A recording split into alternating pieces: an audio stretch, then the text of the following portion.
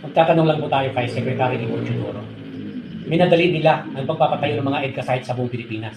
Para saan ba talaga ang EDCA sites? Sabi nila, malaking tulong daw pag dumating ang kalamidad. Halimbawa, yung nangyaring lindol sa Cebu at yung mga nangyaring nitong nakarang araw, yung bagyo na Tino na maraming nangamatay.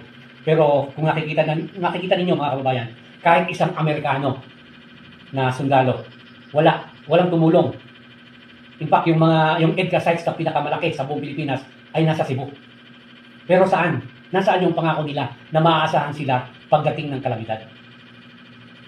Isa pa itong sinasabi ni General Romeo Browner. Kapag ginira ang Pilipinas muna ang maunang makikipagdigma kapag nilusob tayo. Isang buwan ay di pulbos ng Pilipinas. Ano pa? Para saan yung mga EDCA sites na nandyan nakatindig? Ilan yun? 17 EDCA sites na? Wala palang kwenta? Tingnan yung mga kababayan, kasinungalingan nila. Wala. Yung mga pangako nila na makakatulong pagdating ng kalamidad, useless. Wala. Yung pagdating ng digmaan, nandyan agad sila. Kaya itinayo nila ang mga EDCA sites sa Pilipinas. Wala. Kasi isang buwan pa raw bago dumating.